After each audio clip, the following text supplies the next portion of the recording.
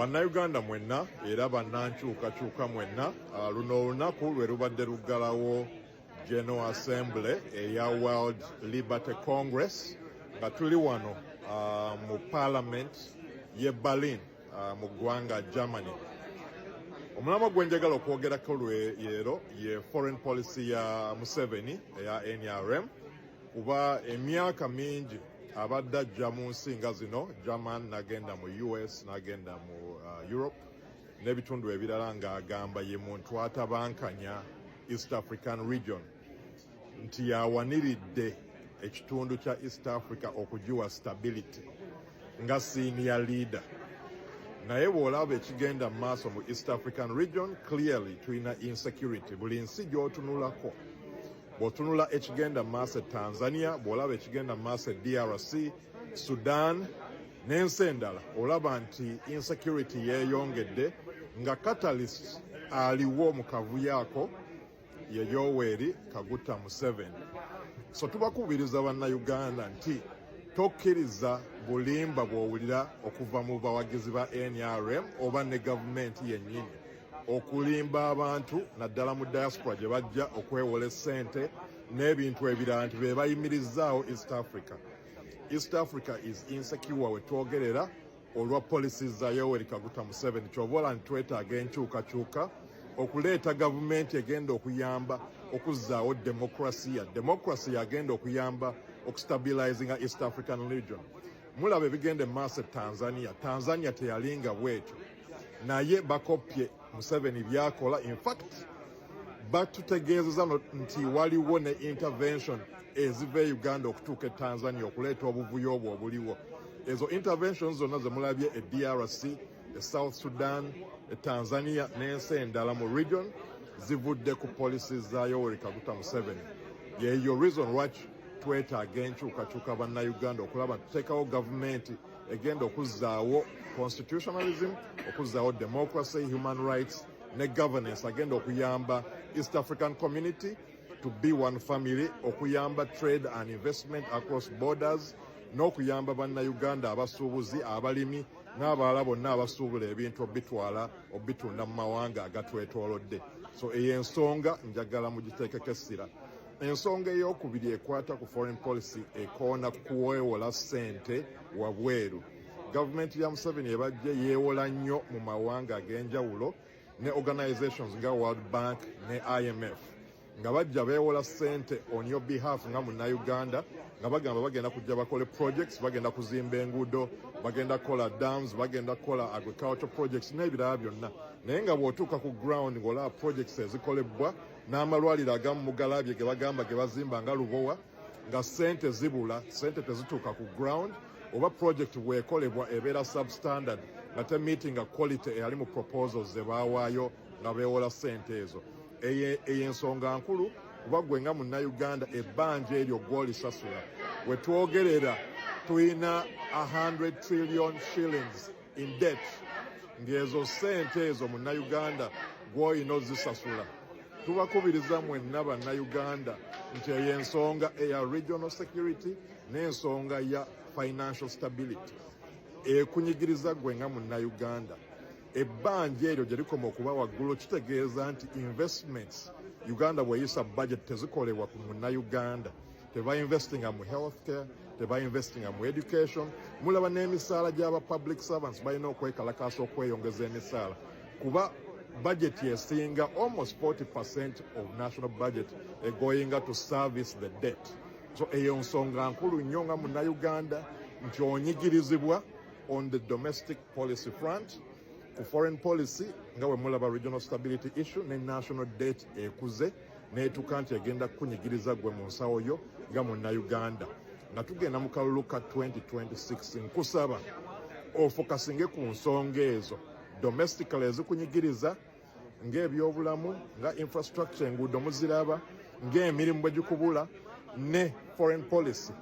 N'olaba nga tokyasobola kusuubula n'ensi ezitwetoolodde olwa regional instability eteereddwawo n'okwewola ssente ezeeyongedde ne zituuka nti budget yaffe tusavisinga interest ku debt ku bbanja eryo.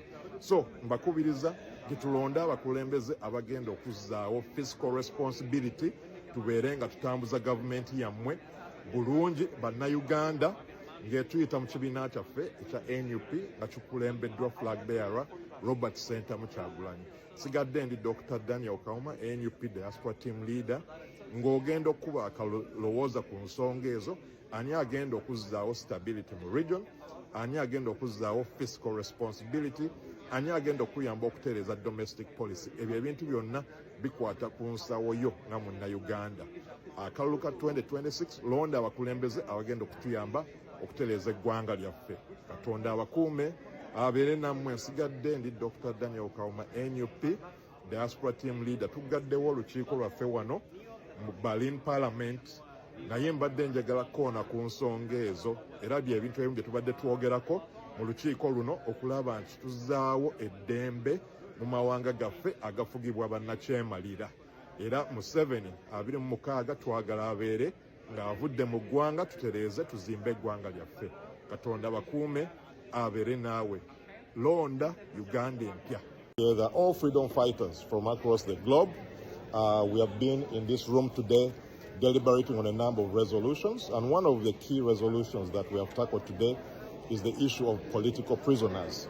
We see what's happening in Uganda every day. They are abducting civilians, not because they have committed crimes, but because they stand up against the Museveni regime. We have all seen what has been happening in the campaign.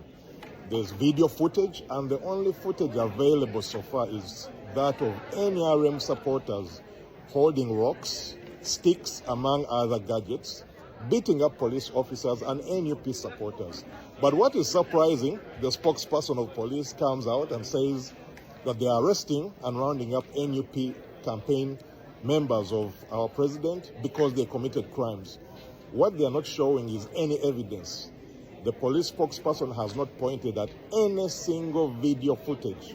So it's shocking that with all the cameras that are available from both the live streams and also even police officers have cameras, that they have no evidence to show for the abductions that are happening on the campaign trail. So we in the diaspora are going to continue singing the message and the gospel of change to make sure that there's accountability for all the abductions that are happening. There's accountability for all the political prisoners until they are freed. But most importantly, we encourage Ugandans to support the campaign for a new Uganda. Make sure they stand with our presidential candidate, Robert Sentamu Kyagulanyi, in the upcoming 2026 election. Because the problem we have is Museveni. All the problems that we are talking about, such as political prisoners, such as a poor economy, such as a broken healthcare system, such as poor infrastructure, all those problems will be gone when Museveni is gone from power. So the ultimate problem Uganda has is the authoritarian regime of Museveni. When we get rid of that, and 2026 is the starting point, we can have a better country, a better economy, a well-governed country. If you're in the diaspora, let's support the efforts on the ground. Go on diasporanup.org. You can donate through your chapters or through the numbers designated by the NUP Secretariat. We all want a new Uganda. We want a democratic Uganda. We want a better Uganda. Come work with us. Come join us in the efforts to make sure that our country is liberated, to make sure we have human rights, to make sure we have better governance. My name is Dr. Daniel Kauma, NUP Diaspora Team Leader. Join us. Let's work together to make sure that we fight until Uganda is free. We are not going to stop fighting until Uganda is free, until we have a better country. So comrades, don't sit at home. Kolacho Sobola, do everything that you can.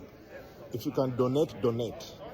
If you can come and support the campaign activities, do that. If you can go vote, go do that. But let's not stand in idleness and thinking that someone else is going to fight for us. You have to step up yourself and make sure that we get the change that we desire. Again, we are here in Berlin at the World Liberty Congress, and the mission today has been fighting for the plight of political prisoners, finding solutions to the country's face, the solutions that many countries are facing across the globe where dictatorships prevail. But we are going to work together with other freedom fighters from across the globe to make sure that we get rid of the disease, the cancer of East Africa. The cancer that is not only in Uganda right now, but it has spread in Tanzania and other countries. You all see what has happened in the recent elections. We have to get rid of that cancer, and that cancer is Yoweri Kaguta Museveni. Let's work together to liberate and free Uganda.